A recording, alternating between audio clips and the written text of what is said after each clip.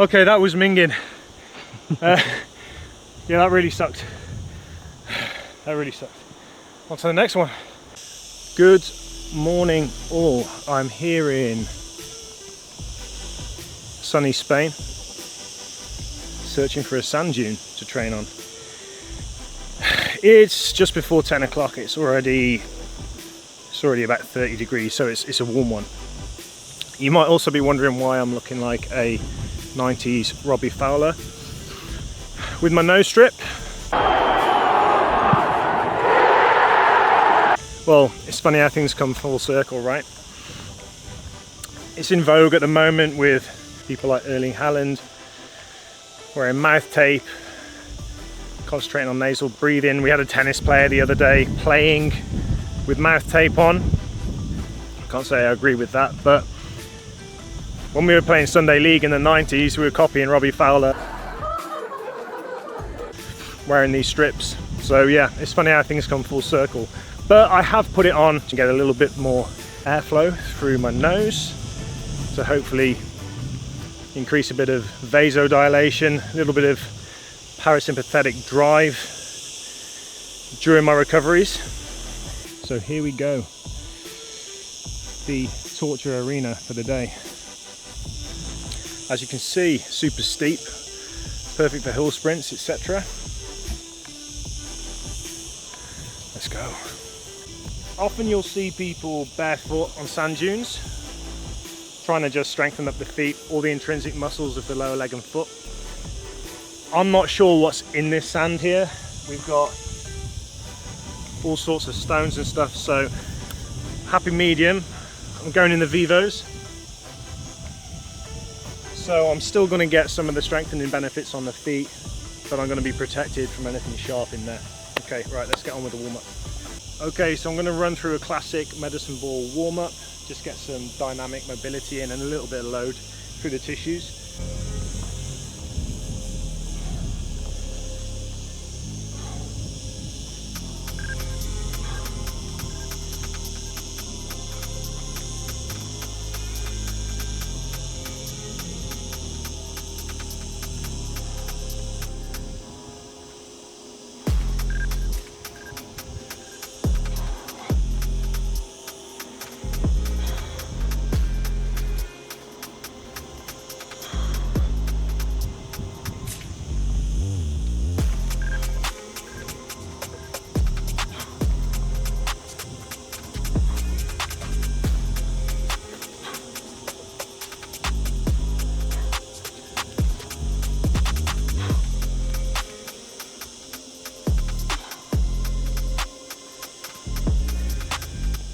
So I've done a lunge, I've done a squat movement.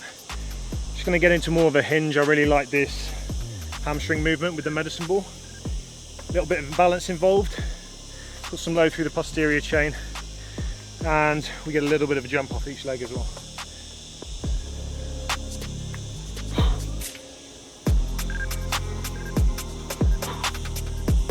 The balance is significantly harder on the sand, as you can imagine.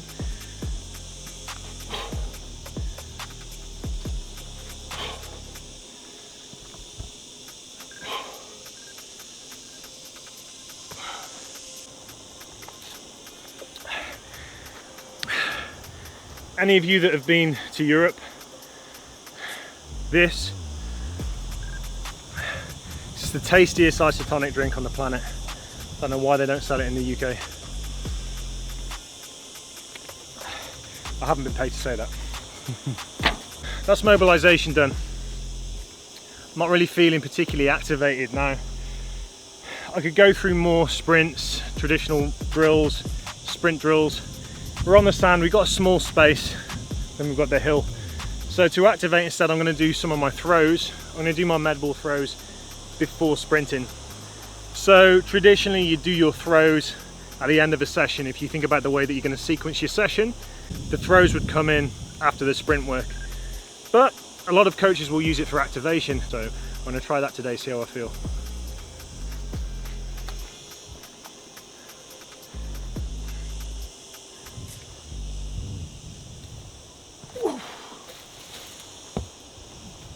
The advantage of throwing up a hill, the ball rolls back. You don't need a partner to return it.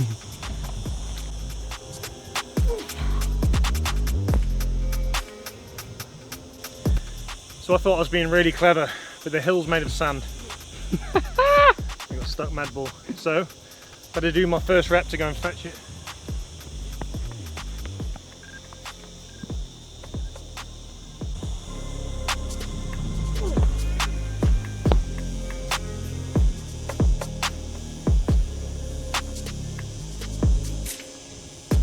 Okay, so I'm going to increase the intensity of the med ball throws a little bit. Now, people often ask how you progress and increase overload and intensity with throws.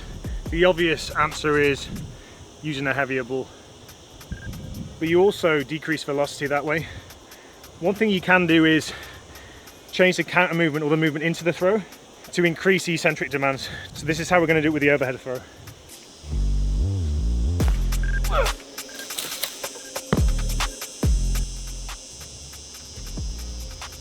The tree out to litter up my sprint track a little bit more. So another reason you might use your throws before is to drill a couple of key movement patterns. The bilateral throws that I've just done, yeah, they might imitate the angle of projection, but they're still a far cry from sprinting. So I'm going to go into a more specific drill now just to try and really drill the first step of the acceleration.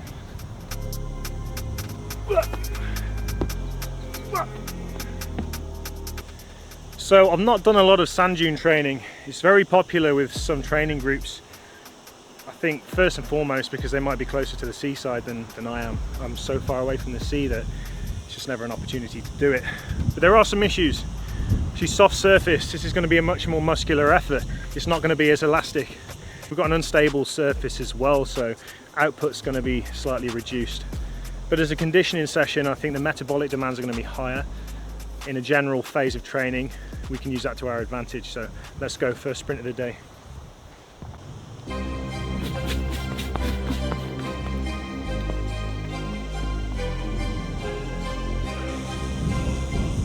Okay, yeah, it's tough. So it literally feels like you're stuck in the mud. But first rep done, let's go.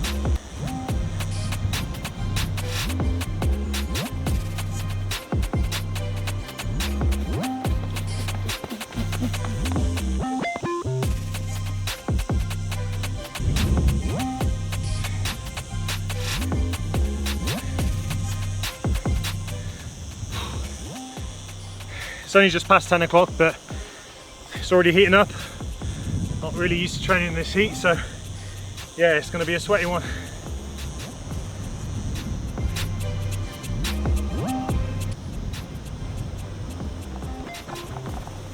So handsome, isn't he?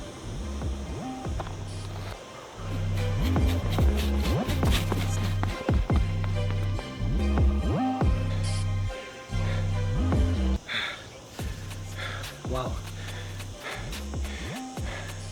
So I have heard some coaches say they don't like sand dunes because it's quite quaddy. Now, I'm definitely feeling a bit of burning in the quads, a bit of lactic buildup, but I'm also really feeling the glutes and hips as well. I'm thinking one effect of the sand and the soft surfaces. When sprinting normally, if we look at kinematic data and the share of work across the hip, knee and ankle, it's a much higher percentage at the ankle versus the hip and knee in normal sprinting, especially top speed sprinting. But I'm thinking the soft sand negating some of the ground reaction forces, I'm having to work really hard through the hips. I'm feeling like I'm getting loads of range of motion, loads of work through the hips, a little bit more oscillation, a little bit more internal rotation. So I'm quite enjoying this. Let's go.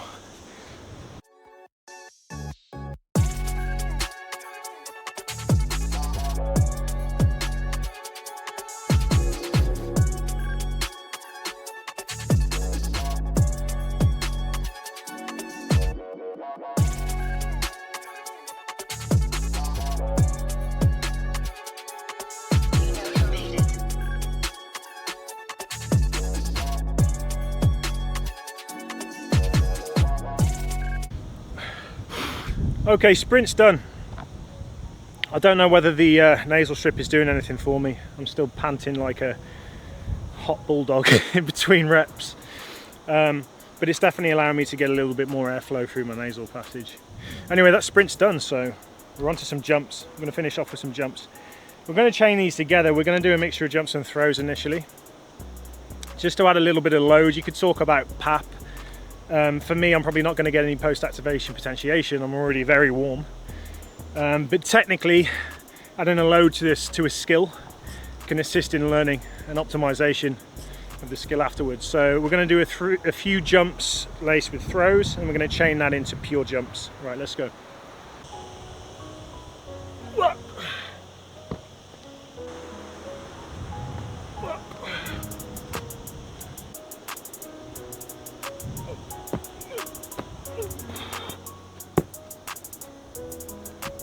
Right, onto the jumps. These reps aren't going to be optimized for output or power. This session is going to be a little bit more metabolic, so my reps are going to suffer because I'm going to go the full length of the hill, which is going to suck. Let's go.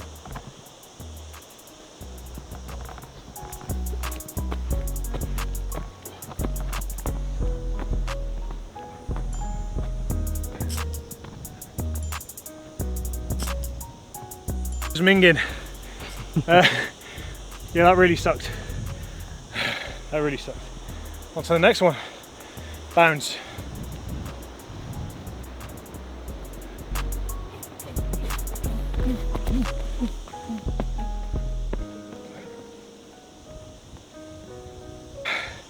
Okay, so I'm really feeling that nullification of ground reaction forces. I've got no air time between jumps. Network at the hip seems to be way higher. I'm really feeling it in the hip flexors, which makes sense when you think about that last bit of ground contact during sprinting, contributing to the retraction of the swing leg. I don't have that here. The hip flexor's got to work hard to pull it through. So for hip flexor conditioning, I think sand is a good bet.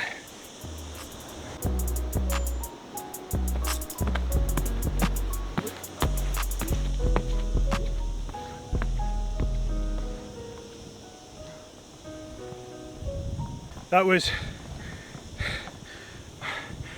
the hardest movement of the lot, which makes sense because hopping is the most difficult plyometric, and it's double time. The swing leg is double time from the bounds I did before because we were only on one leg, and without the ground reaction forces contributing, that was almost impossible. So that completely changed the drill. That went from being, that was just a grind. It was hardly plyometric anymore. It was just a grind drill, but it was a good workout. Got good sweat on, bit of lactic accumulation. And that'll do for this morning. Thanks for joining us.